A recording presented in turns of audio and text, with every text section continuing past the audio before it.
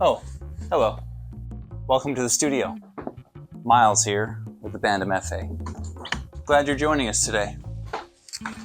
Come on in, won't you?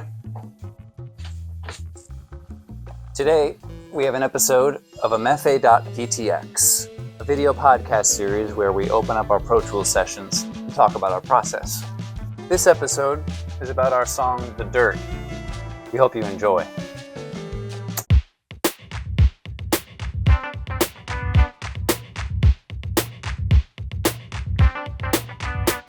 Let's dig into the dirt.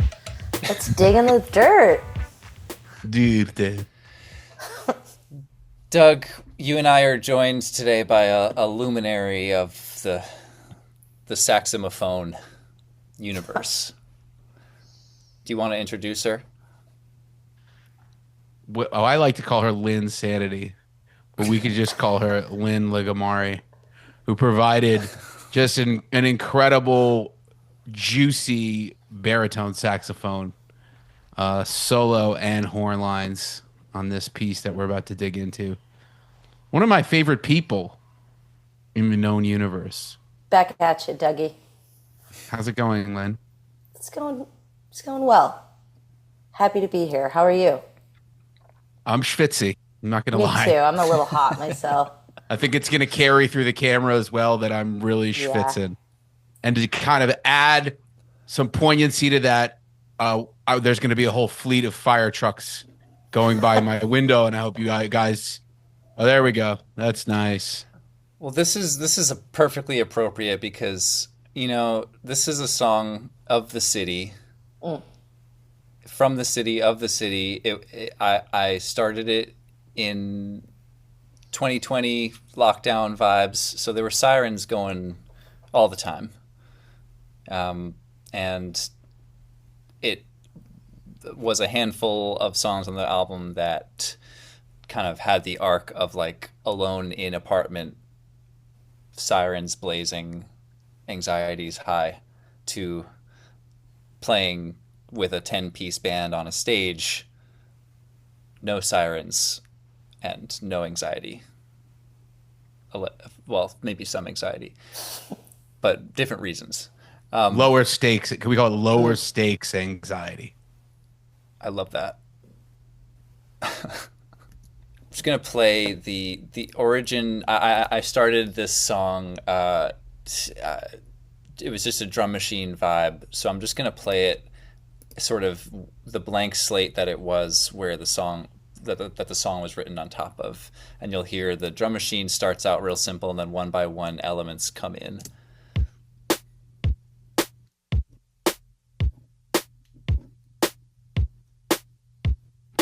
Simple stuff.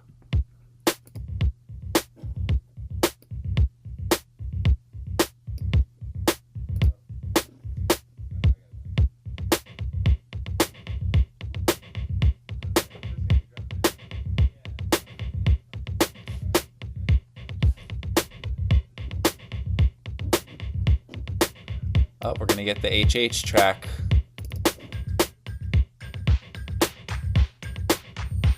Oh.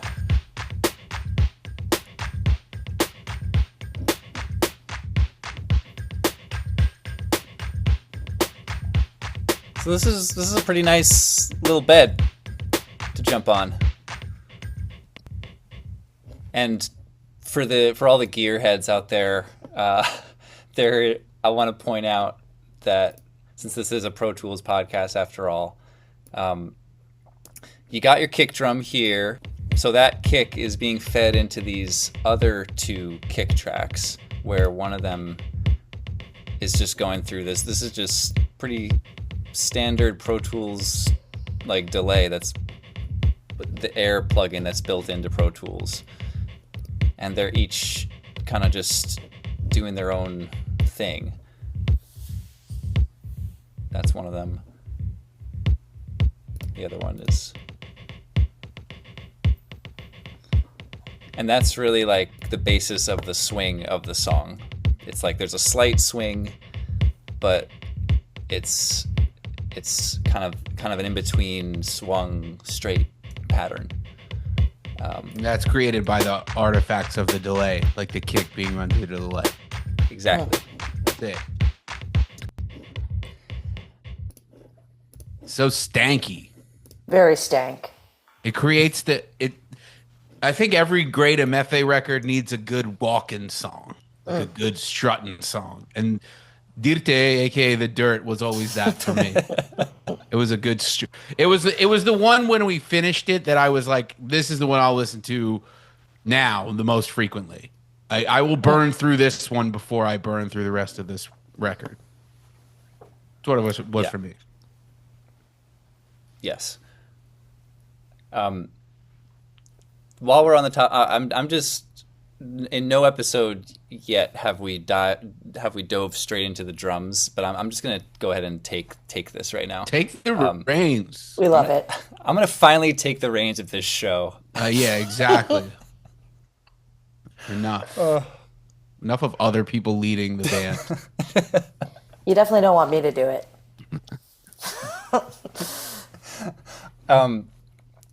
Fast forward, so the whole song pretty much was built on that drum machine, all the other stuff, and then eventually it came time to decide, are there going to be real drums on this, or is it going to be a drum machine song? Which, a drum machine song for a band that normally has live drums, it's a big deal. It's a big step. And you kind of just notice it more when you're listening to an album where there's all these live drums, and then there's a drum machine song, an electronic drum song, and it's kind of like, oh, they're like pop now, or it's like the associations are crazy depending on the context. But in other projects, I make a lot of songs with drum machines, and it doesn't matter. Anyway, ultimately, for it to be an EMEFE record, I was like, this has to have a live drum flavor. But the question was what to play, how to combine with this drum machine track that was so much the DNA of the song. And so ultimately I decided on the feel, and what ended up working the best was just using one mic on the drums, even though I recorded 4 mics. This bottom track here is the Royer microphone, which... Oh no. Lynn, we got a vamp. We got to carry it. We got to figure you something talking out until about? Miles comes back. Oh, thank God. What do we got there? Is that like a... This is the actual microphone that I use on the Dirt. Did you put it above the kit? I put it right behind me. No. I put it, it was right above the hi-hat and snare, like very close enough that if I just lifted my stick too much, I would hit it.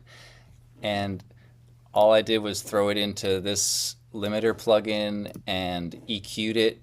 Wow, look at that EQ. Amazing EQ. Just 2 gentle bumps. And it sounded like this.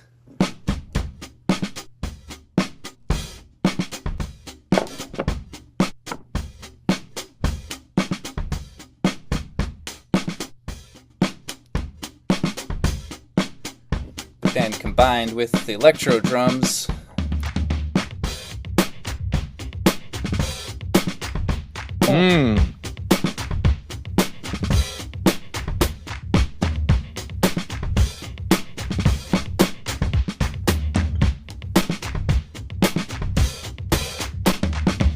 Oof. and that's it. And it, honestly, I cannot believe, at the time I was like, I can't believe this is working, but I that's why the EQ, I like didn't touch it. I was like, oh shit, like the mic did it. The mic just did everything. And I like kind of backed away like Homer Simpson into the bush. It And sounds so, like it's almost yeah. like a topper. It's like a topper.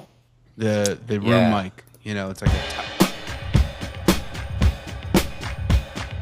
Because you're getting the smacks of the kick drum, but you're not getting the bassiness.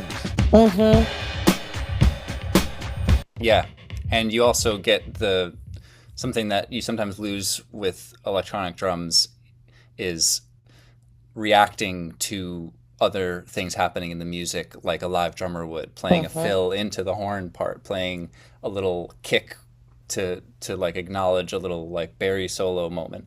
And so the live drums kind of make the drum machine come alive in that way. All right, that's all I gotta say. So you guys can just talk.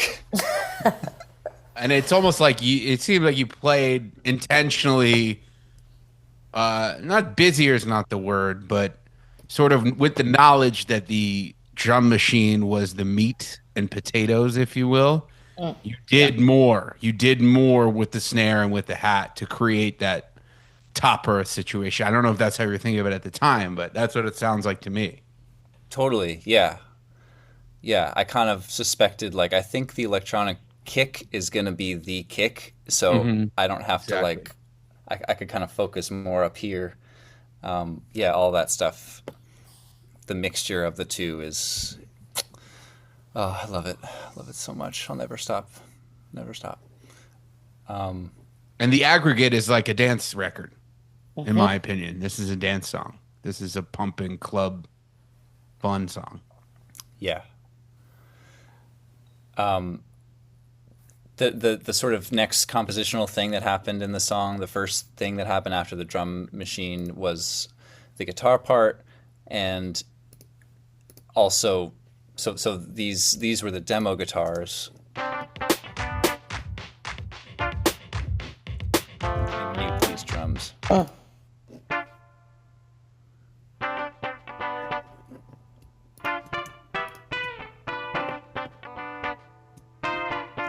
Actually, I'm sorry. These are the demo guitars. Yeah, that sounded like the real ones. Which are it's very like direct guitar into a laptop.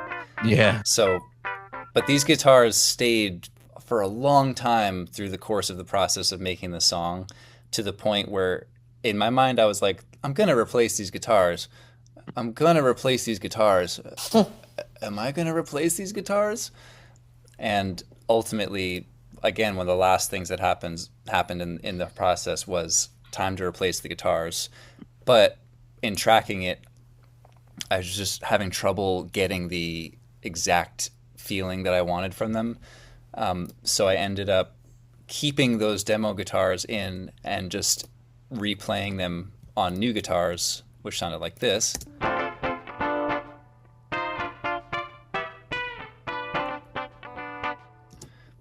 And I just put them all together. I was like, oh, what if I just unmute the demo guitars?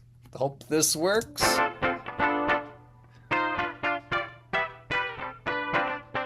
And it worked. It's like the demo guitars are giving a little of this, the new guitars are giving a little of that. There's a little static in the demo guitars. Yeah. A little chorusiness. Yep.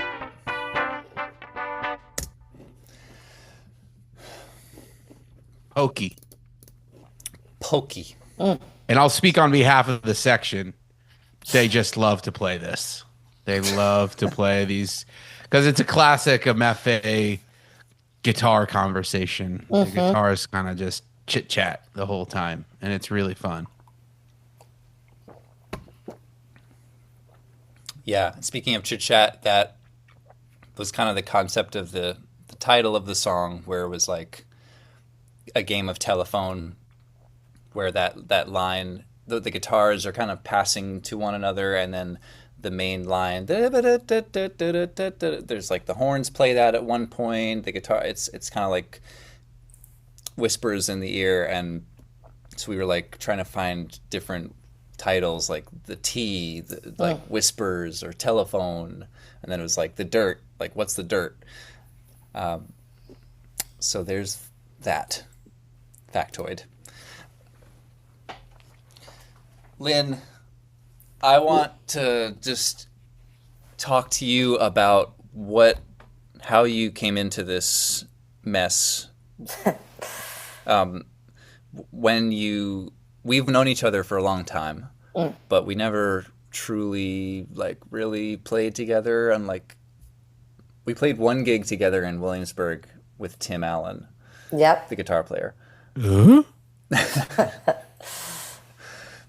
But yeah, could you just like talk about you and your road to just your whole life story for like 15 minutes?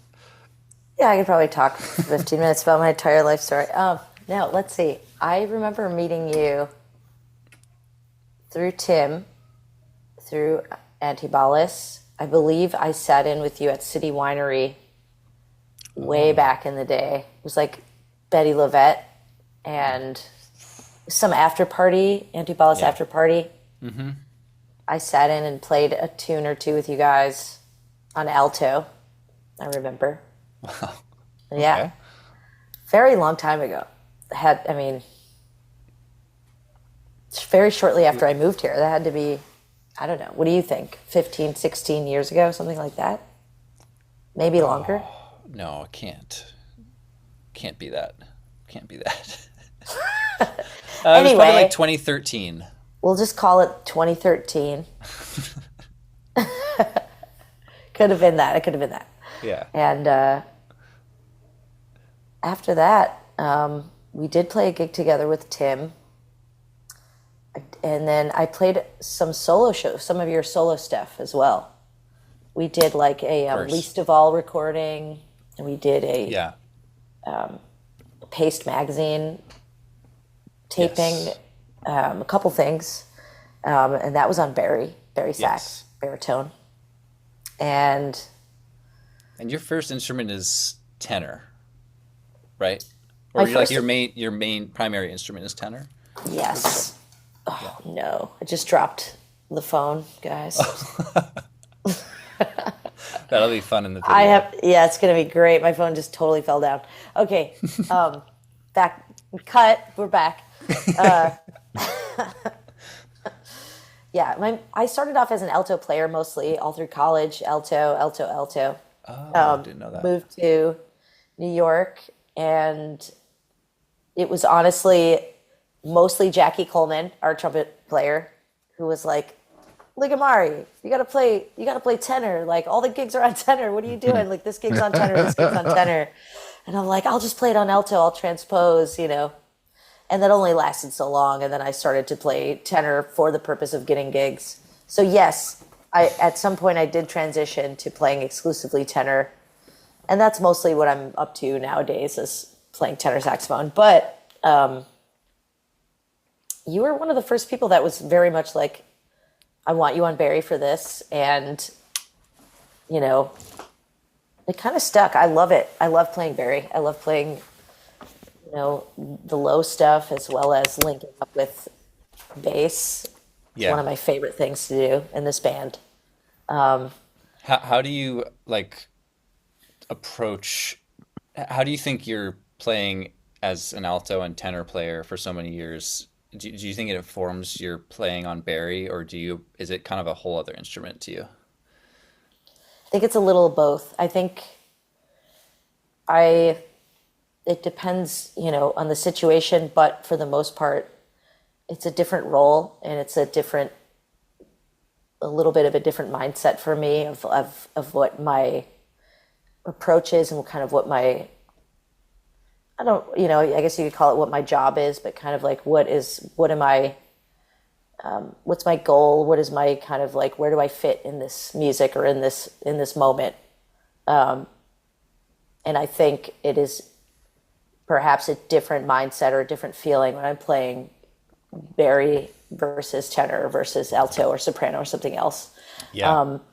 Well, sure, there's a melodic, element to it, but for often it's that, that bottom,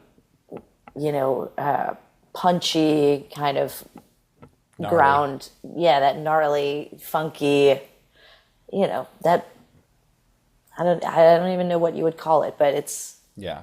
a different mindset for sure, I think. Yeah, especially in like the sort of Afrobeat band Bari player taking a solo is such a or not taking a solo is such a unique like saxophone role where like for me when I first started like learning about Fela and everything, I was really drawn to the bari because the sound and playing of the bari sax in the Fela, those Fela recordings is so crazy. Yeah. It's this guy Lekon Animashan, I think is how you say his name, and it's just like those lines, those famous Fela, like that horn section sound is just so much him to me when I hear it. It's so bottom heavy, but it's also just like so it gives it that like you don't give a fuck Yeah, feeling. no doubt. Just like it's like all expression. It's pure like id. I agree with that so much, especially because in this band specific, well, I have two things to say. One is in this band specifically, sometimes there's a shift in mindset where I'm thinking like a cellist or like a double bass, upright bass player because of these like gorgeous classical lines that we play in tunes like, the beginning of Stutter or some of these more chordal moments. So I start to think more like a low string player. But to your point, the bari sax itself is such a kind of like cartoon-like instrument. It's so, to me, it's the most fun of all the saxophones. It's the most exciting looking. It's the most exciting sounding. And as you know, in this band, when we're on the road and I'm using other people's horns or horns from school bands, sometimes they don't play very well. So it was literally just like all or nothing, balls out expression only. Like, let's see what this thing's made of. I can't worry about it.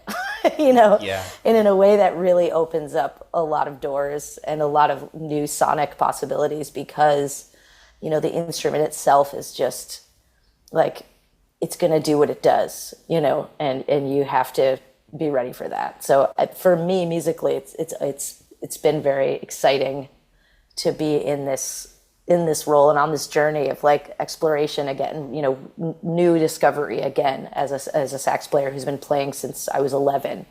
It's fun to be finding new things out again. Yeah. Not that it ever stops, not that you ever stop learning, but to be on an instrument that's a little bit foreign and to be in a role of like really playing it, Yes. pushing the boundaries of having to play beautiful, having to play loud, having to play low, having to play high, having to play soft, having to lock in weird time signatures, having to, play a part all alone versus with the whole ensemble and the section. It's challenging in the best way, I feel. Yeah. Yeah. This feels like a good time to talk about your solo on this song. Yeah, the whole time you've been talking, I've been playing the solo in my head because I love it so much. It offers so many moments of so many great spaces for the band to respond to, and so many very memorable little statements. And I think it's a good example of what you're talking about, the way that you play, because you work through ideas like very aggressively in this solo, and then you kind of like chill for a second. Then you aggressively work something else out, and then you chill for a second. And just playing along with you doing that is just such a fun like journey of energy. So it's like one of my favorite solos on the record. I mean, all the solos are amazing, but this is like a very distinct moment for me, this solo. Thanks, Doug. Back at you, man. Well, I didn't take a solo on this. Yeah, you're right. You're Ivan. Playing with you. No, I know. It's the best. It really is. And we can get into that after we check out the Yeah, solo. we can talk. Yeah, we'll talk about that.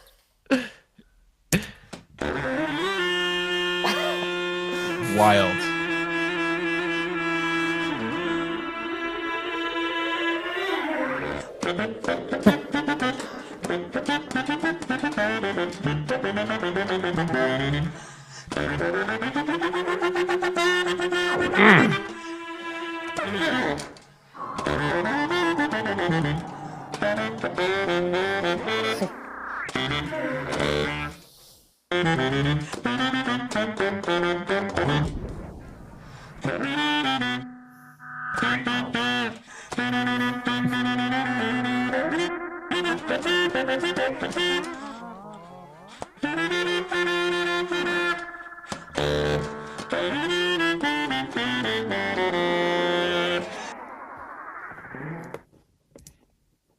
So cool. It's like you're wrestling a lion or something, but It oftentimes feels that way.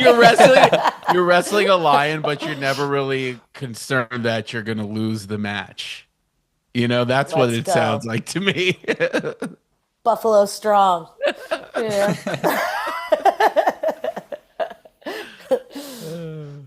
Oh man, it's funny to hear the key clicks and the little breaths, big breaths, I should say. And it's a funny song. It like there's so much humor in the guitar part, like the weird kind of like Princey Talking Head Z zone of the guitar parts.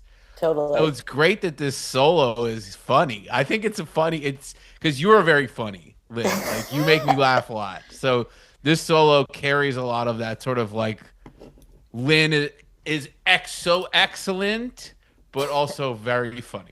And that's what love this that. solo sounds like to me. I'm here for that.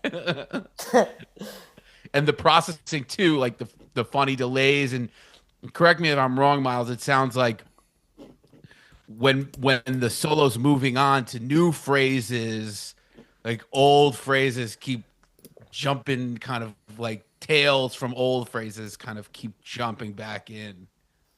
Yes.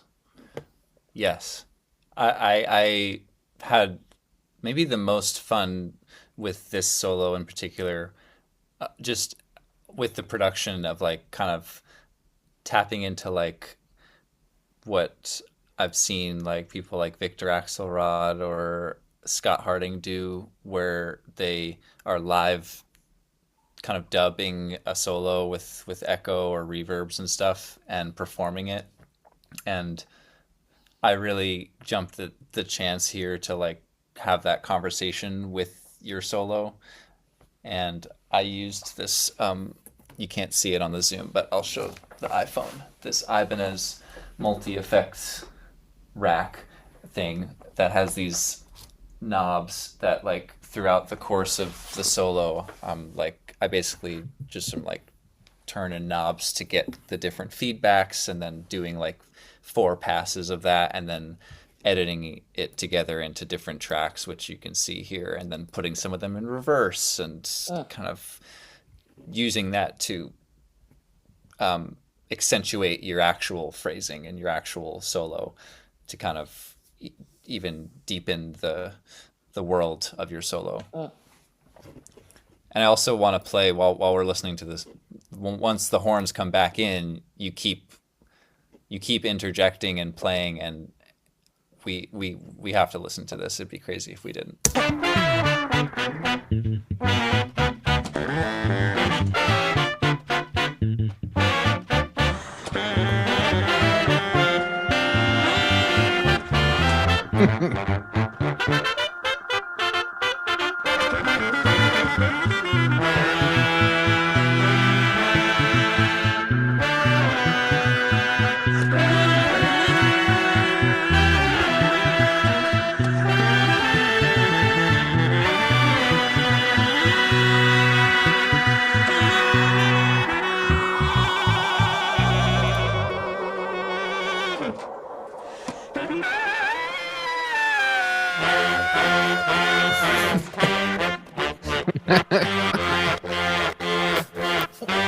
You keep it going.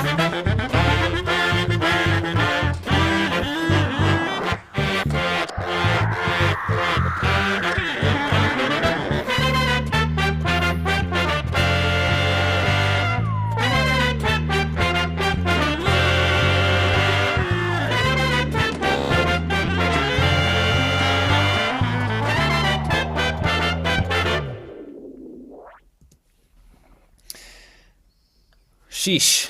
Dirty. It's brilliant. Gives me goosebumps every time. So sick. That's why, I mean, That's why we're just like so lucky that you're down and with us as a band. Because you get the thing we are trying to do on such a crazy level. Like that's just pure expression and just pure musicality. So sick. Yeah. Yeah. Feelings way mutual, my guys. Just tremendous stuff. And it's funny, like it's is. not it's hard to be humorous with just instrumental playing. It's really not something that is obvious or natural to most musicians in my experience. And somebody that can so openly be funny about the way that they play and just still be aggressive and still be strong. I think it's all in there. I think it's all in that solo and in those responses, and the way also the combination of the choices and the blend, especially when the main horn part is going on, it just sounds like an extension of the main horn part. It doesn't feel like there's a solo still going on. It sounds like we're just adding more excitement to the A and B sections out. That's also really cool. And speaking of excitement, I have to shout out this moment in the recording session of the horns that Jackie played this very final line up the octave.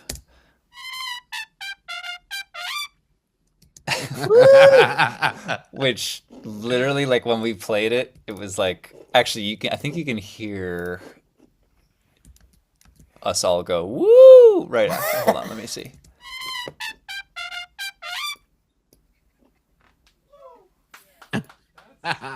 Oh, I love it. That's so sick. Wait, I'm gonna make it louder. Hold on. Let's Yeah.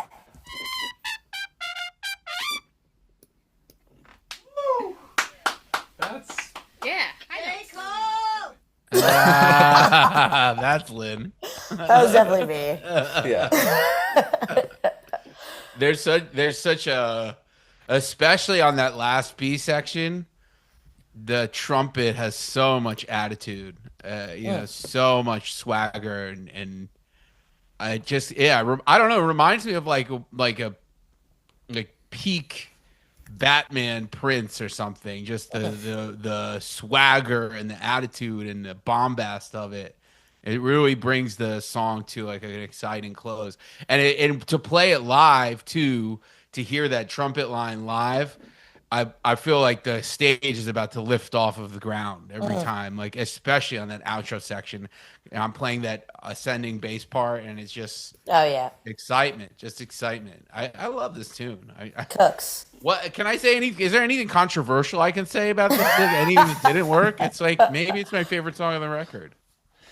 I also love the character, the little blob guy in the video. He's a good blob. It's a really good one. My daughter loves that blob.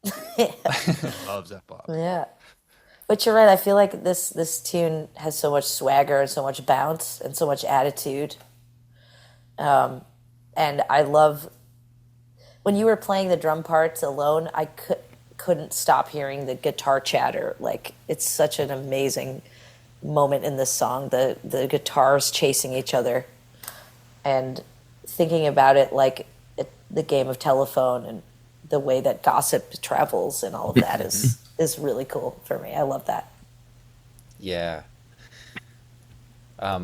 There's again for the plug-in heads. This is really the album, the Decapitator album.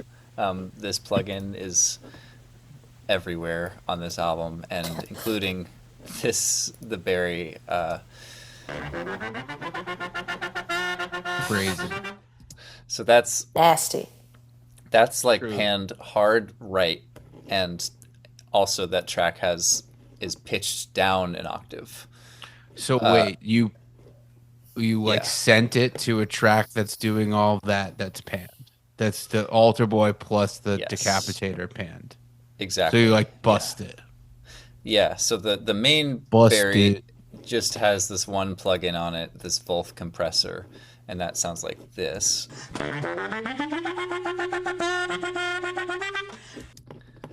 and then Still very crunchy, but not crazy.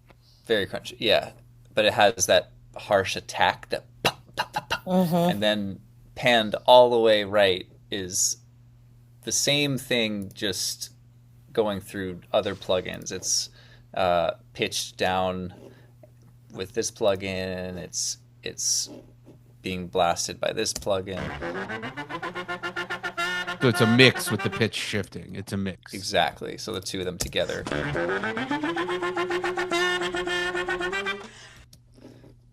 So And much then you add breath. in the Ibanez like live effects that I added, which sounds like this.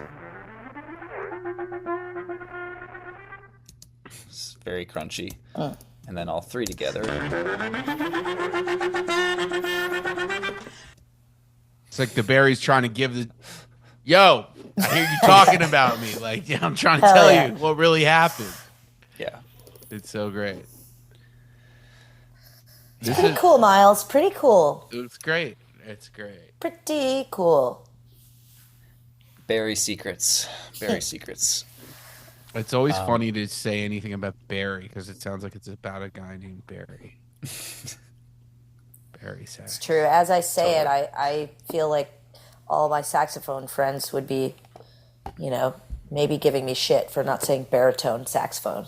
No, we call it Barry. Barry, No, how we call are it you? Barry. Oh, around here, you we doing, call it Barry? Barry. Barry. I could Snacks. say a lot of things, but A lot of things about Barry Yeah. that the guitars haven't said yet. that's right. So, also on this track, this is another. We've touched on this in a couple different songs, but this was a track where Javier came in and was kind of like, I don't know what this needs. Like, it sounds pretty good, and then just like fast forward 5 minutes, and he's got like the conga, the sogo drum, the djembe, like a bell on his lap, another bell in his mouth, like, and he's like. It was a real Javier playground. We love it. A real Javier's Javier. playground. And so he came up with this part.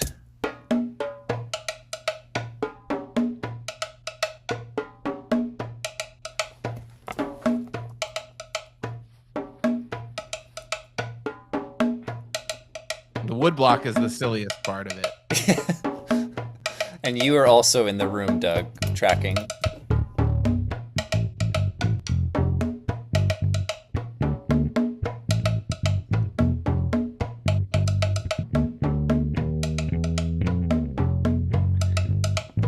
Then Jake overdubbed Farfisa.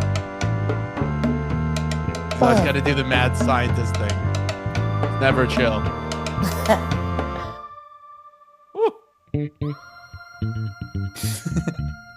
Did I use 2 basses on this? Is this a 2-bass hit? Sorry, I had to get to that part in the song. No, that's okay. I love to talk while you're trying to show everybody something that happened. It's my favorite thing to do on this podcast is to speak over the music that people should be hearing.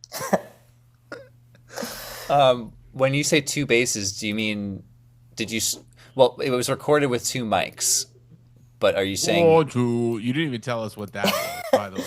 Oh, no, that's on forward, sorry. But Oh, yeah. it all runs together to me.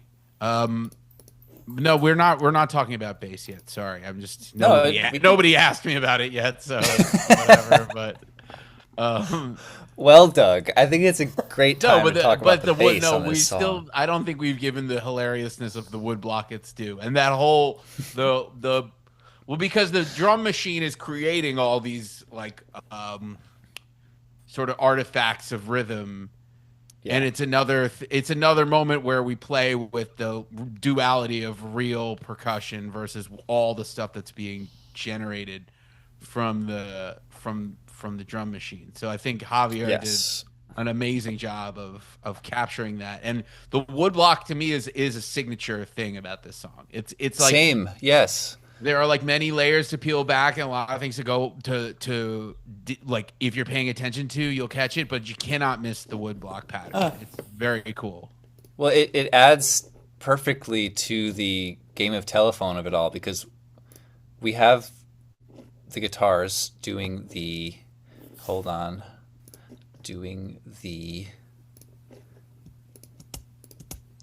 this rhythm.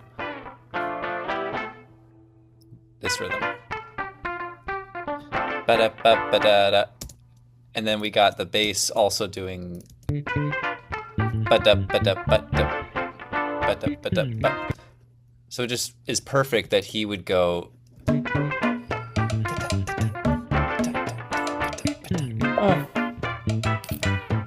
so you're all passing this like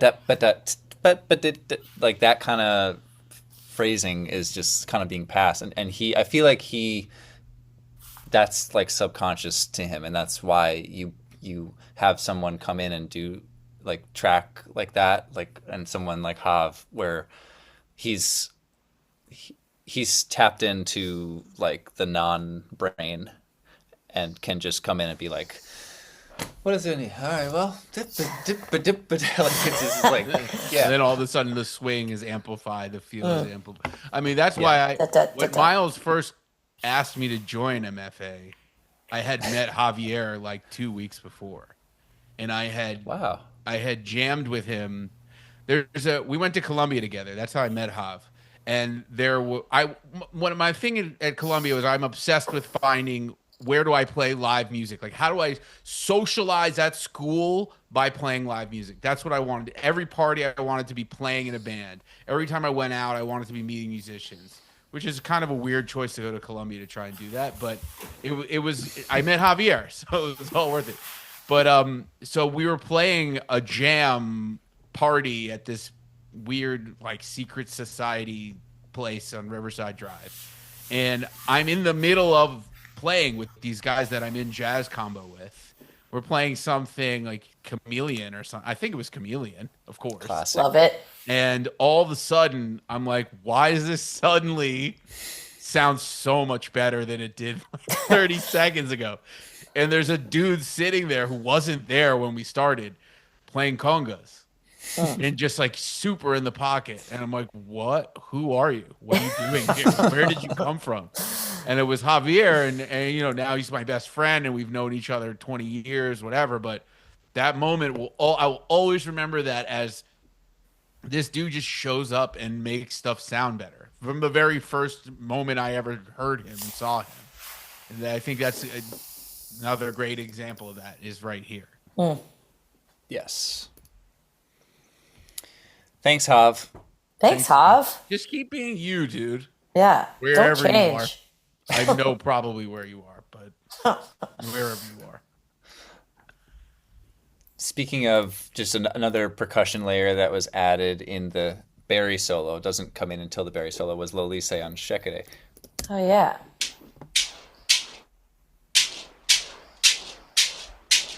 Which, at that point in the song, is it just plays this part that it's a simple part, but to me it's like I gotta play it. I can't describe it.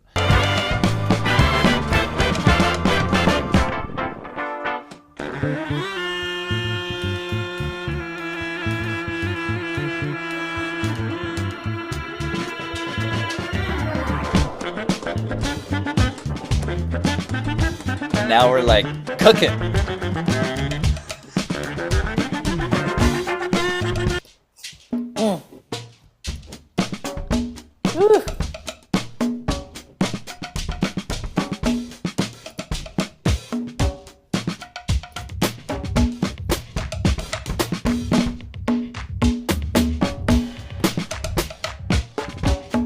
So the shekere is just like it's that top layer that now it has that, it's like chunky. And this is all underneath. I don't know if I knew that was there. I know, it's like as you're pulling these things out, they become clear, but It's the opposite effect of the woodblock. yeah. Yeah. Hidden. It's not Yeah. buried, but it's snuck in. And so Speaking of it snuck gives it a in, lift. Speaking of did you hear that? the big smack, Look at.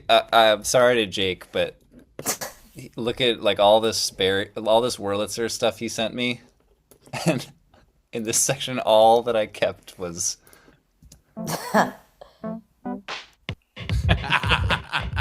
But it does something. Listen.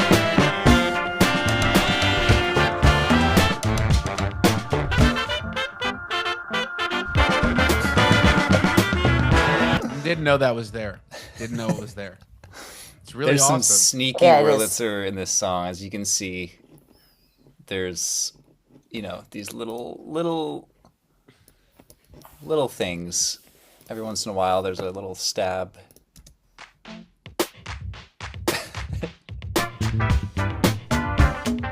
You can barely hear it. It's more felt.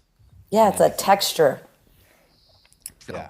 And he's playing at the end. I wonder what this is. Oh.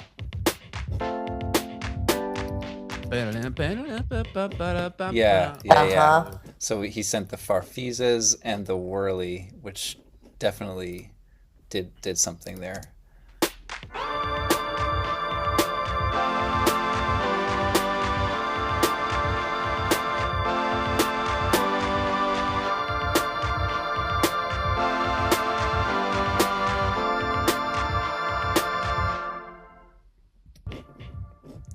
Yeah, this song is really a joy to build because like it's hard to go wrong with a song like this.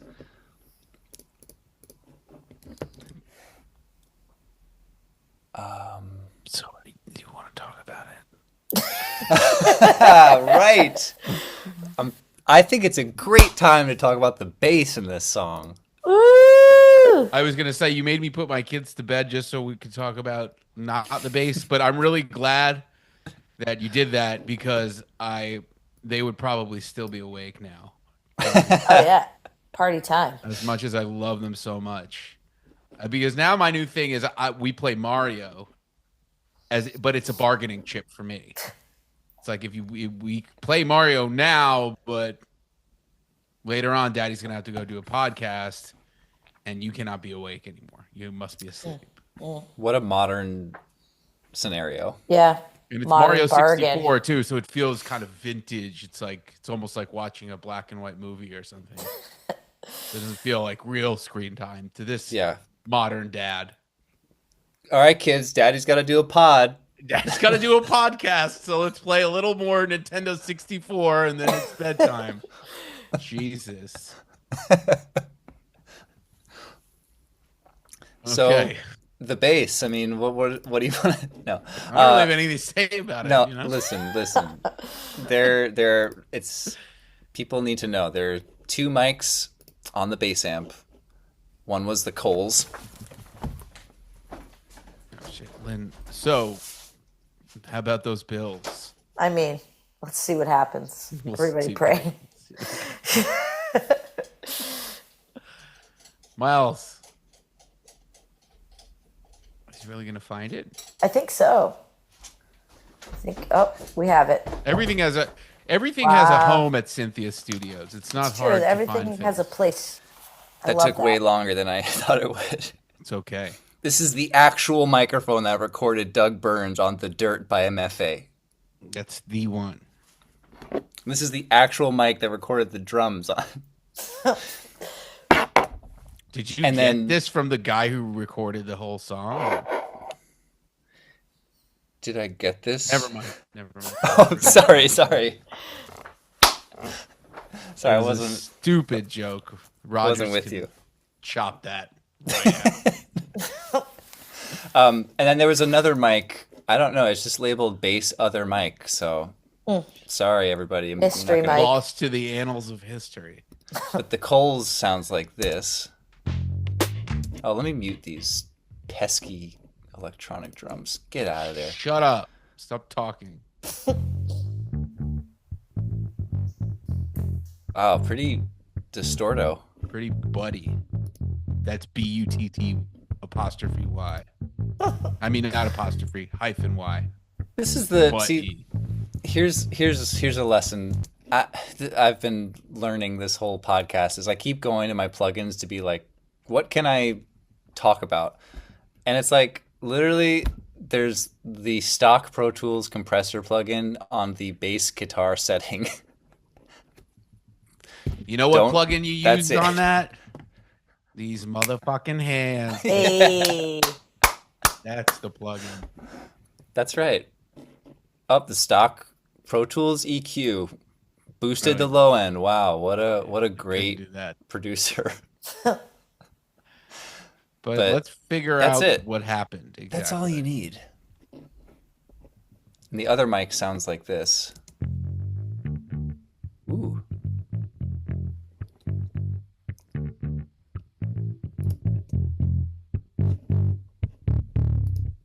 Damn.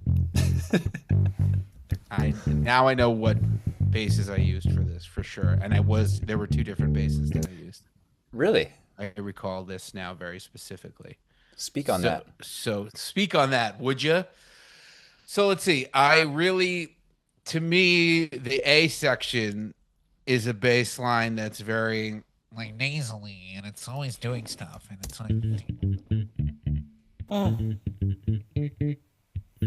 Like, hey guys. yeah, it's like sort of that more rubber bandy jazz bass sound that relies a lot on high end, relies a lot on the bridge pickup to just be punchy and short, the notes to be short and punchy, and then of course there's that fun slide that really comes through. And it's just so much fun that's actually written into the part. That's not an improvisation. Miles was showing me the part and was like, "Don't forget every time." And I'm like, "I will not." That's so much fun. So Miles has a short scale bass. I think it's a Fender Mustang in the studio that it has a pickup selector. It has a P bass set up near the neck, and then a jazz bass pickup near the bridge. And if you set it to the bridge, you can blend the switch. You can set in the middle to blend it, or put it to the left for the neck pickup and put it to the right for the bridge. So I just threw it all the way over and just committed to the bridge pickup sound, whatever the Jaco sound. It's not really that, but it's kind of like Jaco was kind of the person who Jaco Pastorius was the bass player that shined the light on the idea that bridge playing was a style of bass playing that was really important and had a certain character. So that's what I was thinking of for that part. And I think that bass is super effective, especially because it's short scale. So the sound waves are taking a shorter trip. Everything is punchier and shorter and more in your face and up your nose kind of feeling. And that's what I dug about it. And I think that bass is so good for that. It's just so good for that purpose. And to isolate the bridge pickup on that bass is a really cool sound, especially if you want that cut, that short note cutting thing. And the challenge of playing this live is I actually switched basses for the B section. And the reason I did that is because the B section opens up to this big thing with longer held notes. And that's a super bombastic big moment that requires a lot of low end and sustain. So let's play that.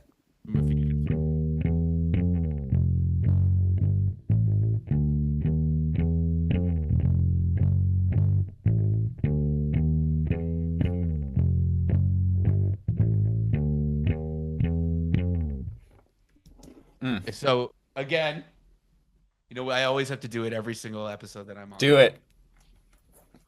Here it is. The precision bass 5-string flat wounds. It's always this guy, the precision. And it gives me that juicy juice on the bottom. And there is a low D in this part because this song is essentially in like EMEFE, D, EMEFE, whatever key that really is. Nobody really knows. That guy. There it is. So you cannot get that with drop D because drop D is the lowest note on a on a drop D tuned 4-string bass. And if you listen, I slid off of that low D. Aha, yeah, baby. So I slid off of that note because Bring it back. bring it back. Woo! It's the third fret of the B string. So it gives you a little bit of space. You probably can't hear that, but you can see it at least. Gives you space to slide down, to give a slide, to give some air movement. And yeah, that's just to me the song lives in two worlds. It lives in the world of like, and then it also lives in the world of like, wow, wow, wow, wow. So I lived in those two worlds with these two basses. And that's the fun part about being in the studio and being a psycho about bass tone and not just being like, yeah, let's do a bass take. Being like, oh, let's be it, because that's the depth that we're all on, right? Look at how crazy and layered Miles goes with the production. Like, this is the level we all get to when we work together on this music is, okay, let's take it up a whole level.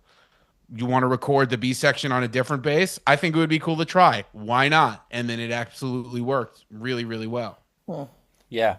And these, speaking of details, I want to zoom all the way in on this note right there.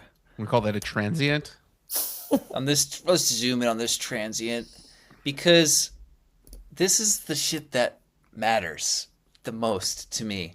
It's just a tiny little moment in a gigantic song. You know, it's lost. But when you zoom all the way in, you listen to it.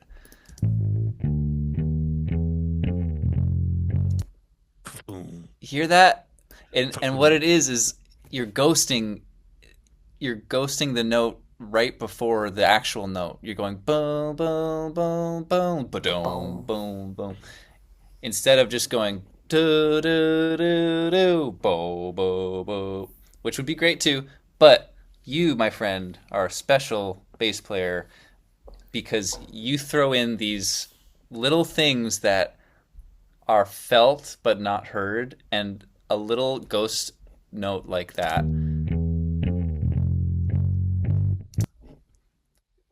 It adds to the drum. It makes the drums feel better. It makes everybody else's parts feel better, and you might not ever know why, but those little things that a bass player does are like, mwah. It is so special, and you even do it the next time too.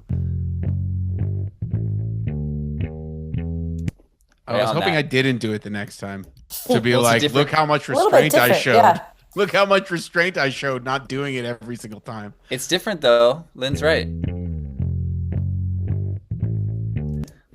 Oh, it's just like, you know?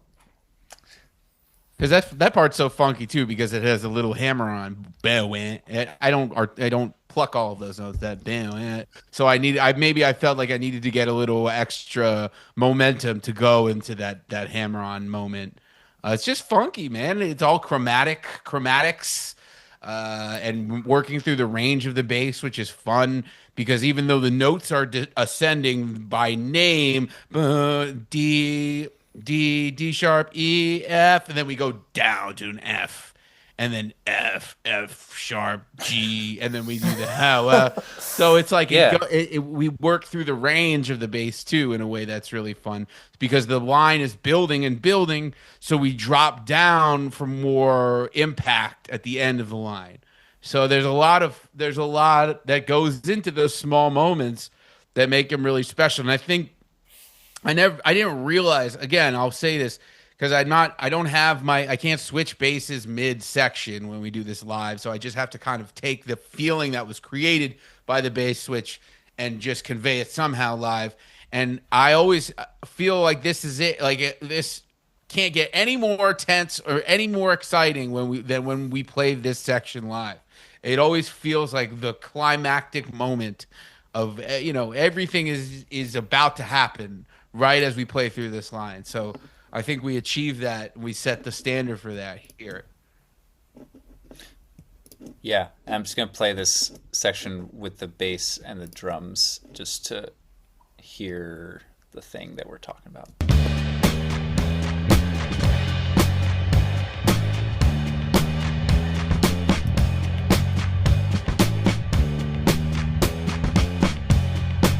I didn't do it there.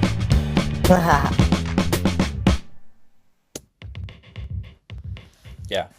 And it's so like rote and cliche to be like, don't just do stuff with your fingers. Think about what you're doing and be judicious. But there is a reason why I did it twice in a row and probably thought to myself I shouldn't do it a third time, just for the sake of we honor the original, what the arc of this line is, and we don't embellish without care, without consideration. And I think people go too far with this too, of like, you're not allowed to embellish at all. Like people are so dogmatic about how much you should or shouldn't do on bass, and it just comes down to feel. I wouldn't know anything about that personally. About dogma, bass dogma. About being overly particular about how you play bass lines? No, I mean it's how could you know? It's an important filter to throw. It's just you have to be in the right balance with it because you can't. Yeah.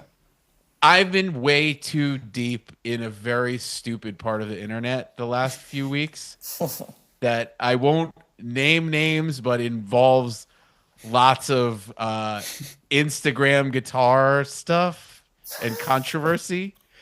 And it's just got me really thinking about music in a very dumb way. And I'm really glad to be back here just talking about, hey, we made music by playing in a room together, and we made choices in the room that just felt good, and we didn't think about anything else. And that's what I love the most about doing these podcasts and talking about where our heads were at the time. To just pull myself away from where I am musically in this moment and step back, because the collaboration and being around all of the great musicians in this band, knowing that they'll give me feedback, knowing that they'll vibe off the choices that I make, it makes me just be more spontaneous, be more present when I make the choices. So this is really cool to hear it back. Just in the spirit of playing things, I'm just going to play the bridge of this song because, listen, there aren't that many chord progressions in MFA songs. This is one of them. And there are some elements going on that when soloed, it kind of suddenly sounds like a whole different song. So I just want to play that because it's nice to listen to. Let me find what else to put in here. No horns.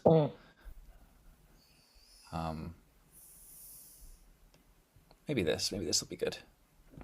Let's see.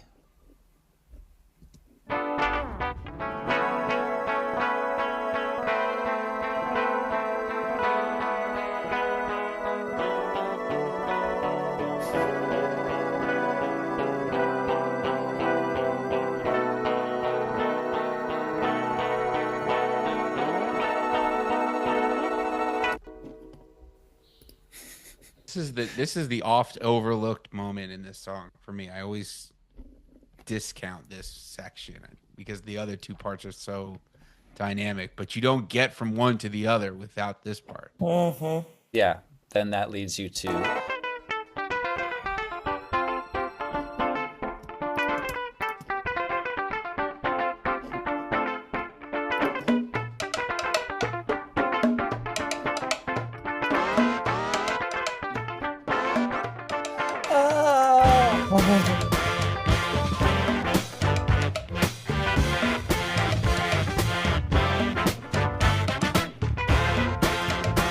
got some backwards horns.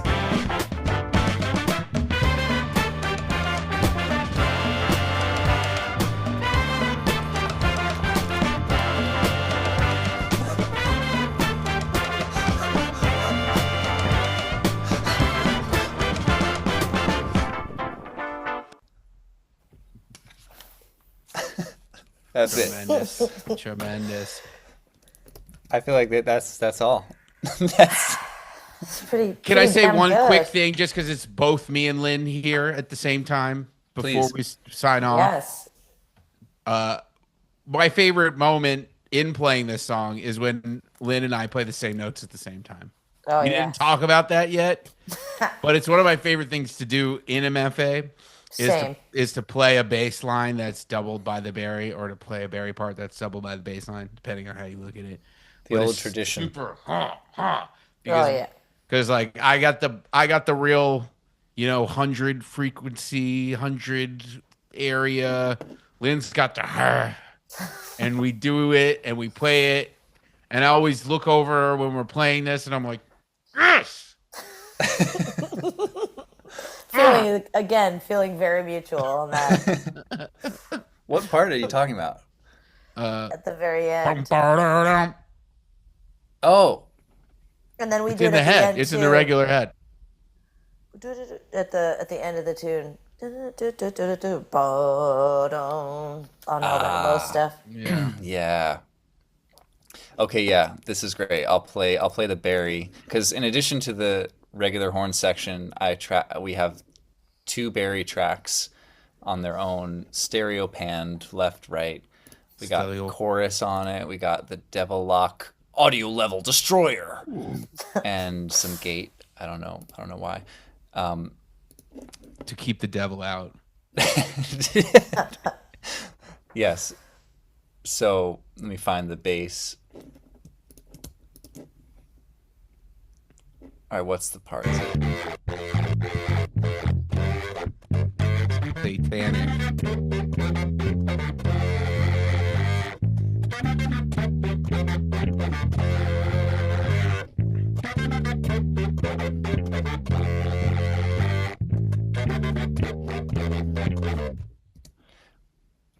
And then the regular head, you said? Yeah, I mean, unless I'm crazy and wrong.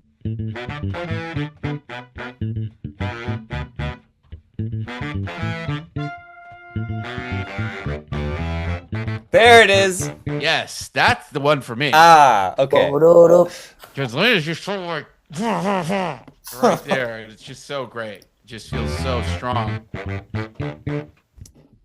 Because there's so much counterpoint and back and forth in this song and so many MFA songs that when the bass and the bari do something together, it's really like, yo, here's a riff. This is a riff. And everything's about a riff for a second. And that's cool because it's different from the rest of the tune. Yes. And the benefit of having writing music that is for a big band is that when you're writing like a melody to go on top of a groove, you can write new material, but then you have the opportunity to like link up with one of the parts that's already there instead of creating something new. So you can, you have a new phrase and then you lock in with the bass, and it's kind of like these like Spider-Man fucking webs. I don't know what I don't know Spider-Man. I don't know why I did that. But yeah, it's like, and then also if you have a horn line and you are writing parts to go underneath it, guitar or bass or whatever, you can write around it or you can link up with it, and it's always satisfying to have that kind of pendulum on a writing level too. I think we hit it all, folks. I think that was a really great summation of ELLIOT. That was really fun. It was fun to hear all that stuff separated too. Yeah, it's really, really deep and cool. As a last final thing, I'm gonna play this track called 1, 2, 3, 4. 1, 2, 3, 4. So there's not a 1, 2, 3, 4. There's a 1, 2, 3, 4. That's right. So there is Did counting that. though. 1, 2, 3, 4. So this is a little peek behind the curtain. I did do the count off when I did the drum take, and I said 1, 2, 3, 4, but I didn't say it loud enough, so I overdubbed myself. I think saying 1, 2, 3, 4 again, so I could. That's a little Just give it a little how more the sausage volume. is made. A little too much, maybe. They didn't need to know. Okay, cut that. Totally, 100% Don't give him that organic. recipe. Yeah.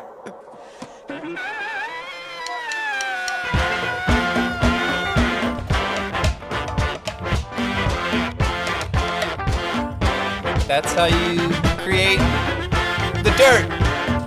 Woo! I'm gonna give the ending to the horns here.